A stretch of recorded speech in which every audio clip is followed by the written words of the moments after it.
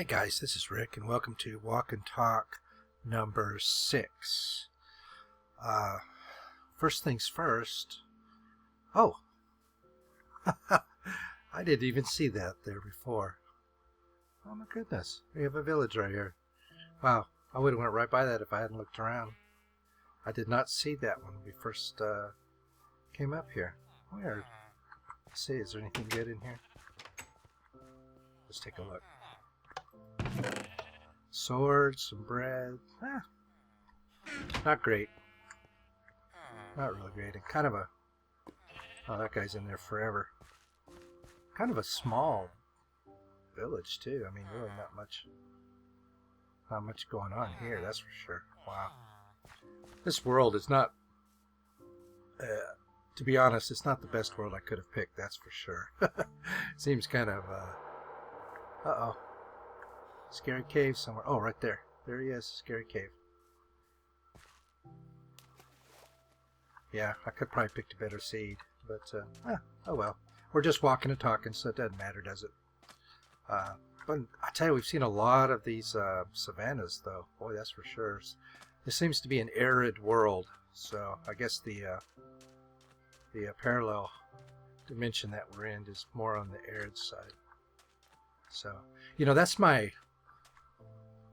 When I play Minecraft, you know, I think I have mentioned before that, looks like you died. I'm a real big science fiction fan, and one of the standard science fiction tropes, if you know, or themes, is parallel worlds. And, you know, there's some validity to it, actually, because in quantum mechanics is an interesting beast if you ever kind of dig into it. I'm no expert, obviously. I'm just an armchair scientist, someone interested in science. So I like the popular literature on it. I couldn't deal with the math or any of that stuff because, you know, that's all that stuff is anymore. Science is math, pretty much. That's all it is. It's especially theoretical science. It's all just math and equations. And, you know, when those guys sit down and talk about stuff, they're talking about equations that no one else but them can really figure out, you know. It's all these complicated equations and stuff. From that, they kind of just give to us lay people the sort of popular version of it, the relate it to the world. But, you know, when you look at it, it's just really a bunch of math.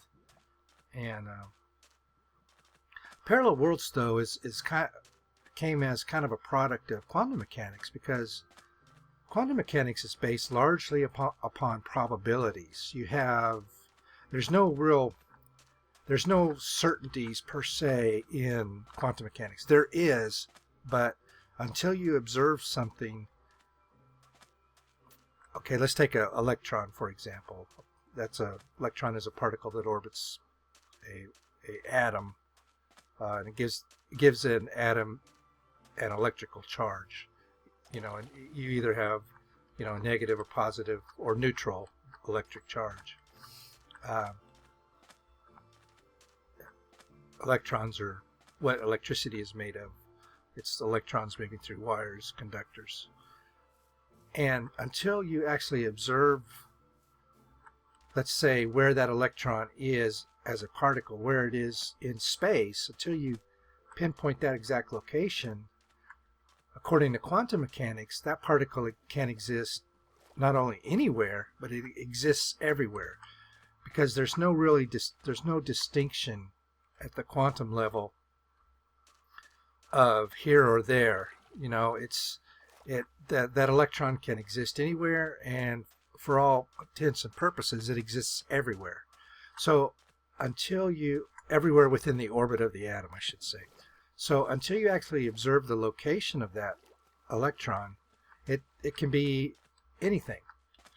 But once you do observe that electron, once you actually take a measurement, oh, look at that cheaty sand over there. Maybe it hadn't.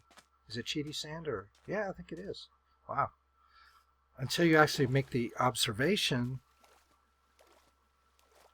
or I should say, when you make the observation, all of a sudden that uncertainty collapses down into a a measurement. Oh, that is Cheaty Sam. Look at that. Now what happens if we... Yep, there it goes. You see a lot of that in the snapshots for some reason. When you make that observation, all of a sudden, all of those probabilities collapse down into a single event, if you will, within the quantum world. Up until that time, it's anything and anything or everything, you know. But when you make the observation, all of a sudden, it's you know, out of A to Z possibilities, it becomes, you know, M. But why does it become M? What is so special about M that this, when you make that observation, it collapses down to M? Why doesn't it collapse down to N? If all of the possibilities are as likely, and they're really not. If you look at the probabilities on a lot of this stuff, it resembles a bell curve. So you have sort of a narrow range of probabilities that something can collapse down into. Whereas the extremes are very unlikely. You know, you have a little space in the middle there that where most of this stuff will collapse down into, and that's where generally it will be.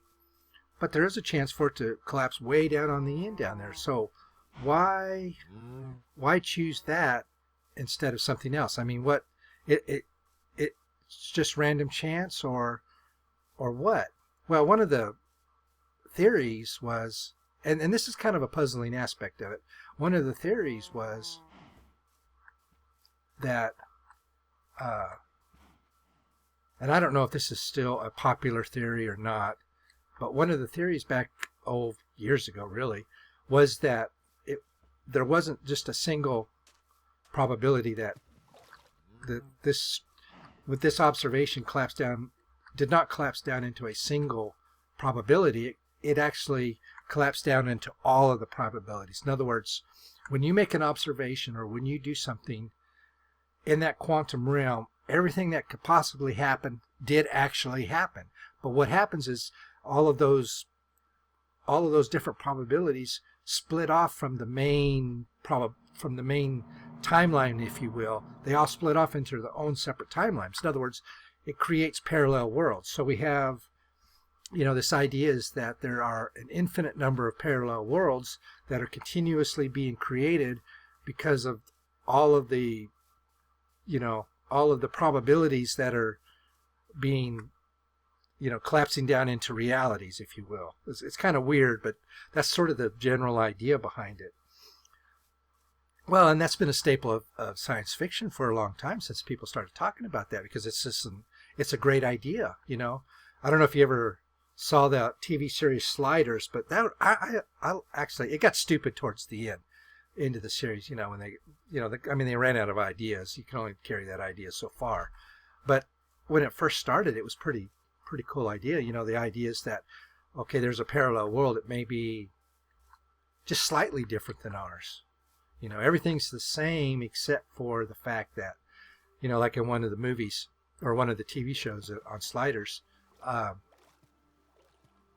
the Golden Gate Bridge was actually blue instead of sort of the orange color that it is. And that was the only, oh, look at another village. That was really the only difference between the two worlds. I mean, everything else seemed to be pretty much the same, you know. And so you get these probabilities occurring, creating these parallel worlds, and, you know, you have an infinite number of parallel worlds. Well, my idea of Minecraft is that, you know, a little library there. My idea of Minecraft is when you create a new world, you're creating this parallel world that you're entering into. Oh my goodness, what is going on there? Gee whiz. So, you know, all these worlds that you create, they're these parallel worlds that you kind of enter into. And, you know, if I was ever to write a Minecraft story, and I've thought about it, because, you know, I like to write, and I like to write stuff that's, you know, challenging to write. And I like to do fan fiction just because it's a good, I do fan fiction because it's good practice, you know. In my Doom series, I talk about Doom, and I was part of the community for a number of years, but I did a lot of fan fiction in Doom. And just because it's real good practice for writing, and it's easy because you've already got a world that you can use to start from. But that's cool. Look at that. That's crazy stuff. But that's what I think about Minecraft. I think that you're entering into this parallel world, this strange. Somehow, I've had various ideas on how you get there. One story I wrote. This guy, he's actually a writer, and he's I live in Texas, as you probably know, and he's driving up to Dallas to go to a book signing, and on the way up to Dallas, he's taking the back roads because the main highway through Texas is, oh, look at that, main highway through Texas is I-35, and it's all backed up because of concerts, and I don't know, I came up with some reason, I can't remember what it was now, some crazy reason. And we're going to go up here and just, since it's nighttime, we're going to finish up here. Look at all those cows and sheep and stuff. They're up here forever. Check this out. This is crazy. Now, this is the kind of stuff I've been wanting to find. Just this really wild terrain. But he's heading up to Dallas to go to this thing, and he gets caught in this thunderstorm, but it's not really a thunderstorm. It sucks him into this parallel universe, but he doesn't know it at first, and meets up. He's actually being followed by a police officer. He's single, and this police officer is a woman, and they get sucked into this parallel world. And at first they don't know it's parallel world, except for the fact that everybody seems to be missing or dead, and they can't figure out why that is. When 5 minutes before it wasn't like that. And come to find out, in this parallel world, a mutated insect from South America that likes human flesh had basically invaded come up from South America, invaded the United States, and was killing everybody.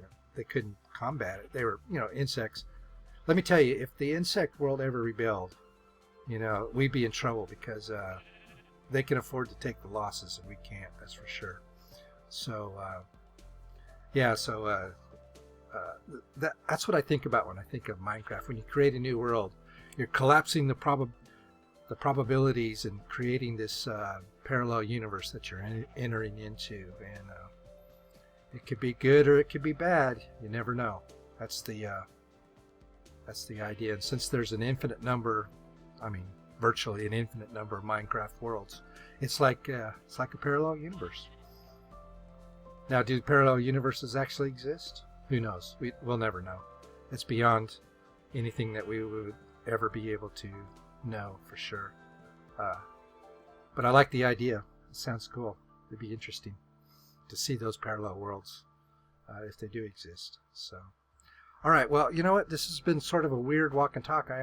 I was actually going to talk about a topic, but I kind of got off onto a tangent there. But I hope you enjoyed it anyways.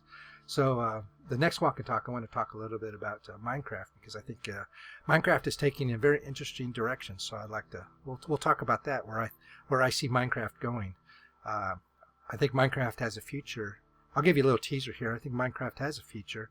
I think the future of Minecraft is going to be a game-making platform. But I think there's some things they need to do in order to realize that, because the current implementation doesn't meet that need, not yet at least. But we'll talk about that next time. So, as always, I appreciate you watching. I will talk to you again next time. Goodbye.